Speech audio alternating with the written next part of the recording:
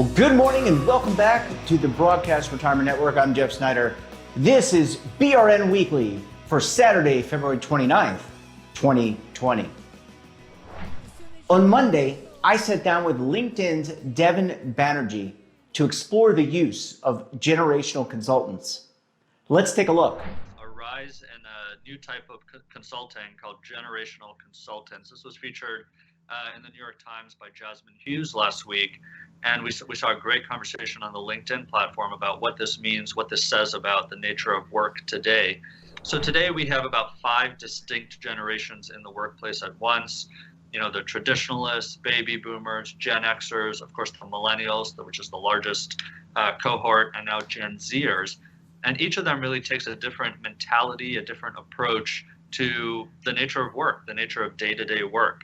And so there's been this rise of generational consultants. The Times featured one called Gen Guru, who are basically brought in to advise on hiring practices, onboarding, team building, day-to-day culture within companies, employee-manager relations, which is really important, and even things like, constructing benefits, constructing compensation, performance evaluations. And it goes to these different mentalities, as I said, among these different generations about how work is supposed to happen and how they want their day-to-day in their professions to go. And I would just point out, these 5 distinct generations at once really points to something you and I have talked about, which is a rise, or at least a persistence, of that older generation in the workforce, driven a lot of times by people who have not been able to save enough for retirement and don't feel comfortable retiring. So as of just last year, over 4% of people over the age of 85 in America are actually still working. So that's about 1 in 20 people of that age. And a lot of experts are saying, look, these generational consultants and thinking about approaches for different, types of workers is not dissimilar to personality assessments that a lot of companies use, or those Myers-Briggs tests and results that companies, or at least teams with companies, carry out with team members, and then kind of adjust, how the day-to-day work goes from there. In a really tight labor market today, where talent is really sought after and companies invest a lot in their talent and want to retain them, you have to think about all these different cohorts who kind of want different things. And so it's even more important today than ever, I think. I mean, benefits is something that have changed so much within companies, and that's really been driven by the newer workers, the younger workforce, who are saying, why do some policies apply to women and not men? Why do some policies apply to what companies deem as primary caregivers and not what they deem as secondary caregivers? So we did the study in financial services showing that, the culture has still not really, the culture overall in those companies has still not really evolved, even as these companies' policies have started becoming more equitable for men and women, which is a great first step. But the culture is really not evolving because of, to be frank, that older generation that, as you alluded to, is still used to the way things used to be. So with these 5 generations in the workforce, there's kind of tension, or the culture is shifting a bit more slowly, because there's still that more entrenched culture in the workforce. But you're absolutely right that these shifts in benefits and culture and team building are really being driven by these new generations entering the workforce. But a lot of managers just don't know how to foster a culture that's kind of accommodating and enjoyable for all of those different cohorts. A lot of managers are young today, and haven't had experience with older workers, et cetera. And so that's created a huge ageism problem, which you and I have spoken about in the past. But as I said, this issue is really top of mind today, as companies are just really dying to hire and are struggling to attract and retain really high quality talent in a labor market this tight. So that's where these consultants are coming in. But I think, if you read this New York Times story, there's a lot of actionable insight in there for people who may be in management positions, and just keeping this top of mind and remembering that you kind of have to be flexible with different types of people, different types of workers. It's more important today than ever. And on Wednesday, I sat down with MarketWatch's retirement reporter, Alessandra Melito, to learn whether or not the word entitlement is a bad word. Let's take a look. Yeah, so Social Security is an incredibly important topic for retirees and retirement savers. And a couple of weeks ago, President Trump had released his proposed budget for next year. And part of that included Social Security, more so the disability stuff, not the retirement benefits. But still, you mentioned Social Security and people, they're interested. And I notice when I write stories about Social Security, I refer to it occasionally as an entitlement program, which is what the federal government refers to it as. Right. And I get emails, I still get emails, even after I've written another story about this, telling me that I am wrong to call Social Security an entitlement program. And, people get very passionate about this word. They do not like Social Security being referred to as an entitlement program. The problem is, Social Security is an entitlement program. It's just a word. The federal government uses it. It's budget speak, and it means that you are entitled to benefits. Like right. The word is in the word. So people will come to me and they say, it's not an entitlement program. I paid into the system. I deserve that benefit. And I always respond and I say, yes, you absolutely do, because you're entitled to it. But yeah, it's just, it's become a very politically charged word. I mean, I know there's a negative connotation when somebody says, oh, you're so entitled, or you feel so entitled. I get that. But as far as Social Security goes, it's not a bad thing. It just means that you are supposed to get that benefit. Social Security is a mandatory spending program, and it means that you are entitled to getting the money that you paid into. I don't think they have a word for it. They just don't want it to be referred to as an entitlement program. Like, they want that word to be stricken from the English language, which is, fine, but that's just what it is. It's just, it's a mandatory spending program. There are a few of them that the government has to, look at every year, and Social Security is one of them. So, you are entitled to this entitlement program. But I mean, I get why people get so upset about it, because, you hear these things like, Social Security is, on track to run out of, money. And if that happens, then it's relying on only tax revenue. And if it's relying only on revenue, then you are getting a cut in benefits. So I understand, there's a lot at stake. People rely on Social Security. A lot of people rely on Social Security as the majority of their retirement income. So I understand why they would be upset about the idea of it being cut, or, having to pay more and not receiving, the same amount that they put in, and things like that. I get that. But as far as the word, I am always amazed that at least once or twice a week, I get an email about an article that I had written in the past about Social Security, where I refer to it as an entitlement program, telling me that I shouldn't do that. Yeah, so 100 people split equally between Democrats and Republicans, and they were, former legislators or former White House administration staff from, various presidents. They signed a letter to Congress saying that Congress should get the ball rolling on a few things related to Social Security. It focused on, so Social Security has a board of trustees, and there are roles within that board for public advocates, not, regular people. And those people are supposed to kind of help the board oversee the programs from the eye or the perspective of a regular American citizen. And that those two positions, there are two, one for Democrats, one for a Democrat, one for a Republican. Those positions have been empty for a few years now. So the letter was basically saying, Trump has made those nominations, so we should start looking, into filling those roles, because it's just, it gives the American people a sense of security that people are looking out for them and their best interests from both sides. If you keep it bipartisan, then it's not like, Social Security should not be a partisan issue. So to have both views is important.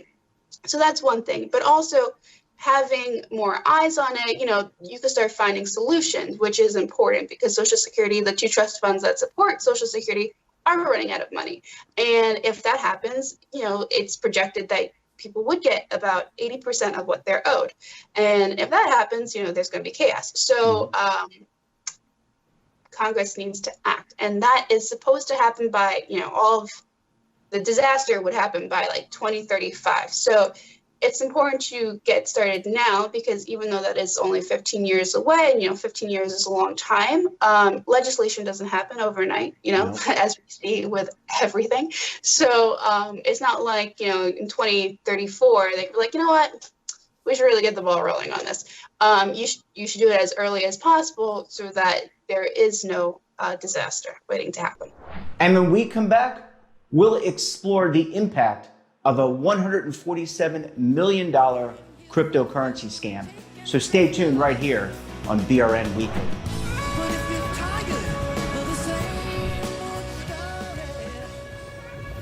Imagine a new television network that will make you richer, healthier, and in control of your financial future.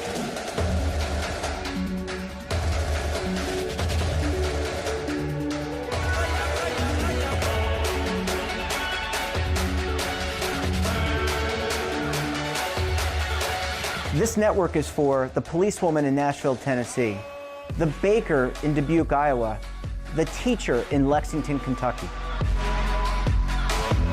We want to make the idea of savings and retirement culturally relevant. But what do you see as a defining issue of the midterms? Especially for the smaller businesses. I mean, they are the lifeblood of the American economy.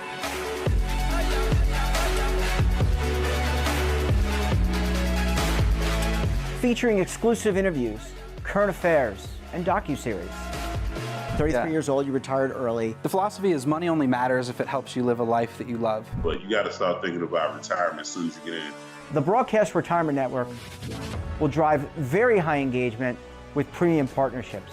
So this isn't retirement and savings for your parents or grandparents. This is for all Americans. And we're going to change the way you think about money.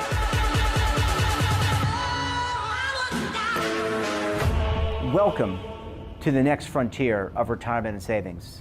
This is BRN, the Broadcast Retirement Network. Well, welcome back. On Tuesday, the Motley Fool's Dan Klein and I explored the impact of a $147 million cryptocurrency scam.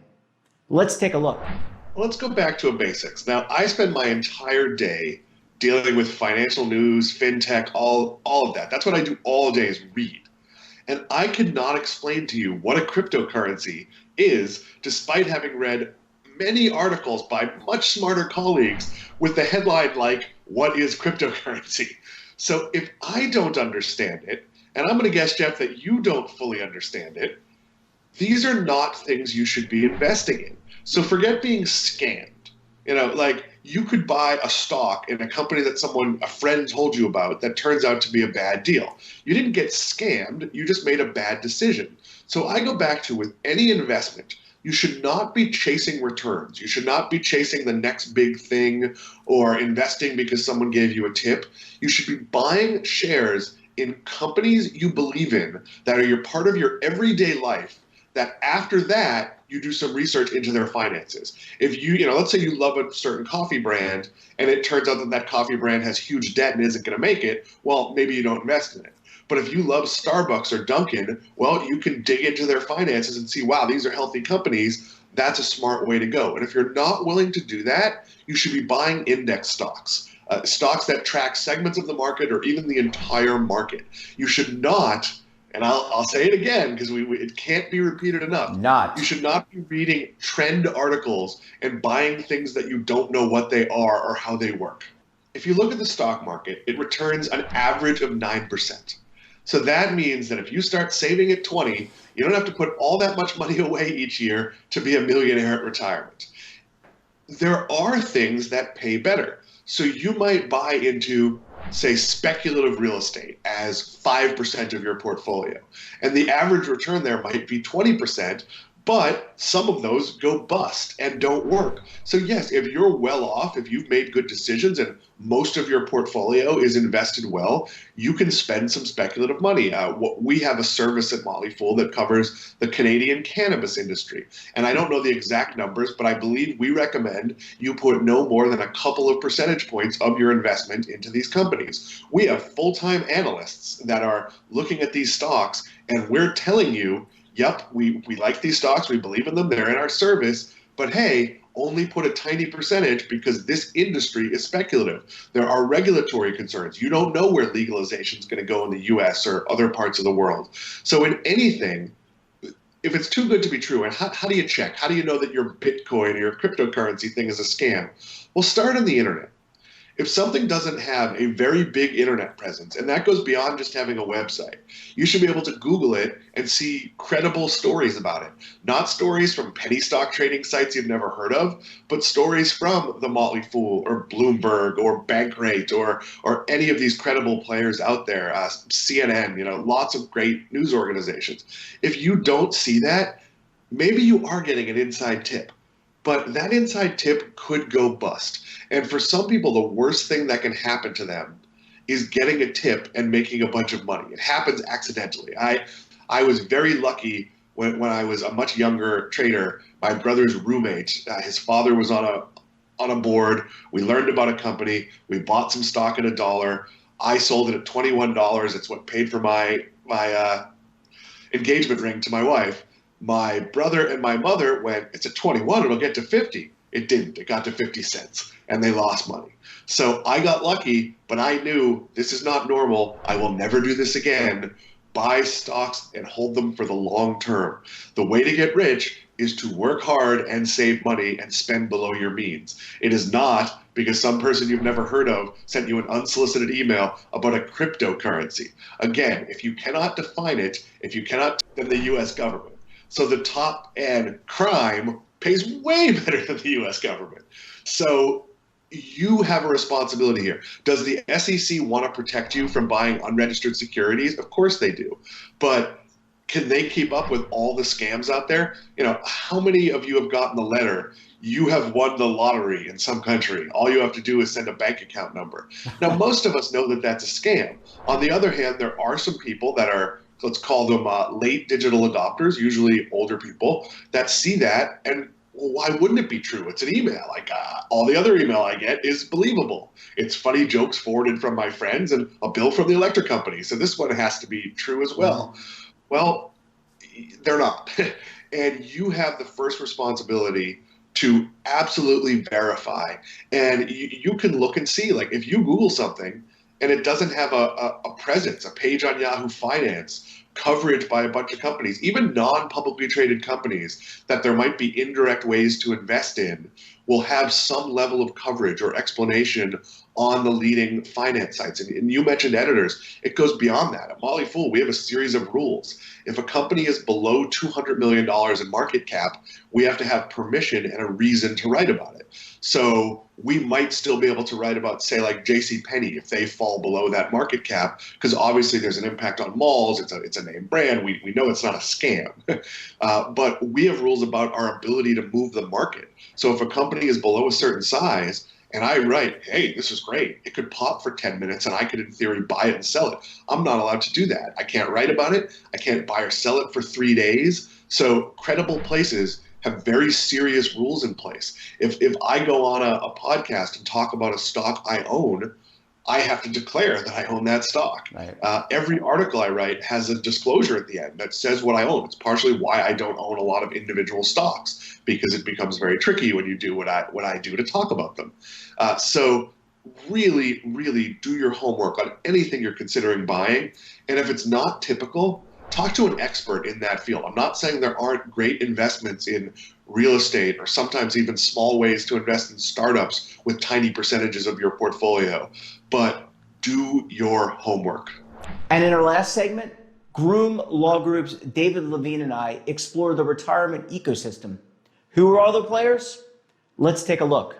I think for today, we so often, when we're doing our Legal Eagle segment on the podcast and everything, we always say, well, this person does this and that. So today, I thought I'd step back and sort of try to frame the world we live in. Because whether or not you're a plan sponsor or a service provider, you don't always necessarily have the full picture. And a lawyer who tells you they know everything is probably making it up too. But I'm going to do my best here to try to do that. Because when you look at the universe of a plan, there's so many different players. You have the employer or the sponsor of the plan. And in the new world of multiple employer plans, you still have the employer, but you might also have the pooled employer plan and the pooled plan provider. So you have sort of the sponsor could be the employer or the pooled plan provider, or the two kind of together. So that's the person who says, I want a plan. Then you have the next thing, which is, well, how do you figure out which one to pick? Sometimes people go direct and say, hey, I'm going to call up Record Keeper X. And I'm not here to name anybody by name today. But the idea is they'll go, I'm going to call this company that I've seen, and I want them to take care of my plan for me. Or, which is more and more common, you might have, for smaller plans, maybe a broker. For larger plans, maybe an advisor or consultant. Realistically, the terms get interchanged all over. So it doesn't mean one thing or another. I could get into the weeds, but it's not worth it. But you might have someone who helps you, whether they're a broker, advisor, or consultant, that helps you evaluate who should be your provider, who should be helping you at this point. And they will sometimes say, well, we will help you pick your record keepers, your funds, and all these other things sometimes too, because you have a plan. And what is defined as the plan is sort of just how you save. But there's all these extra services that come in. Sometimes there's student loans, there's wellness, there's all these other things. So first you have the sponsor, then you have the advisor consultant, then you also have the service provider who actually runs the plan day to day. That's often called a record keeper, but sometimes it's also called a third-party administrator, and sometimes it's called a third-party administrator and a record keeper. So why the difference? Very easy answer. Because record keepers sometimes will do the full picture, especially on larger plans. But on more complex plans, sometimes smaller plans, what you will have is a third-party administrator, someone who is a third party who specializes in getting into the weeds and the details, that works with your record keeper to actually make sure that everything runs day to day. And then maybe your point of main contact for your plan. Whether you have the two together, one apart, it really varies on your plan. So you're the sponsor, you have your consultant advisor, your record keeper TPA, then you have your investments. What are your investments? Your investments could be done in things like mutual funds, collective investment trusts.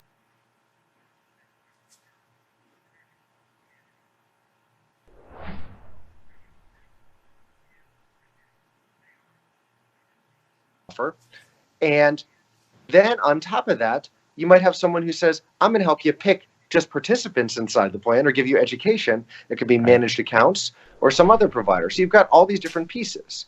Why should you care? Because it's important to understand you're going to get a stack of paper if you're running a plan and say, you need to sign this and this, and you're going to see all these different names.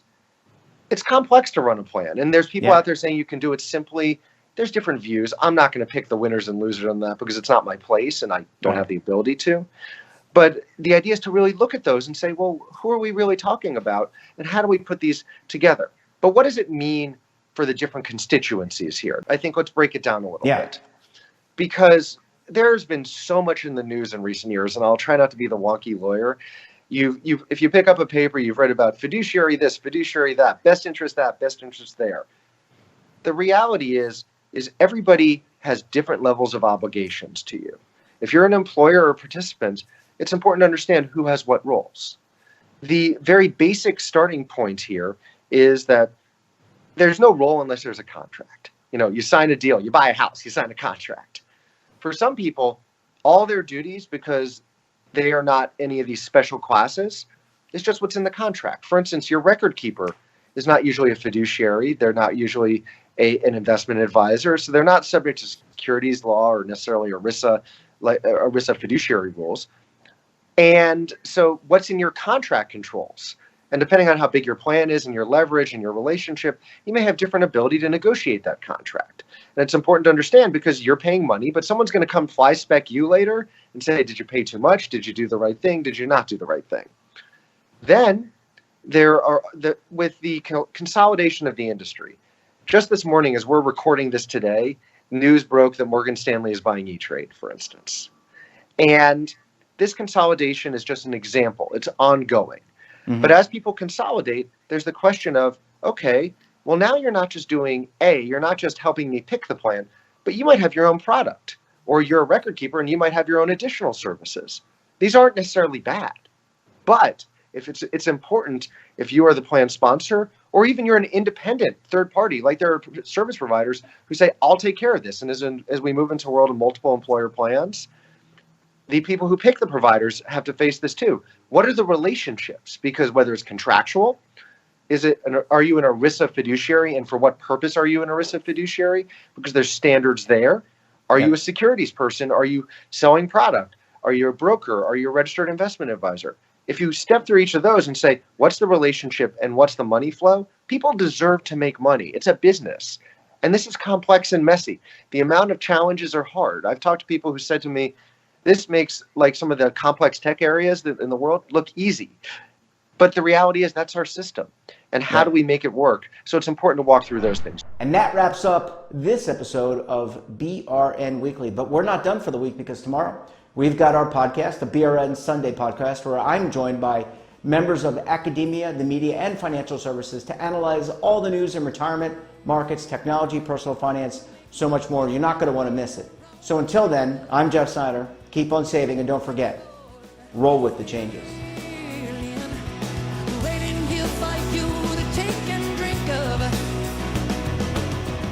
But if you're tired of the same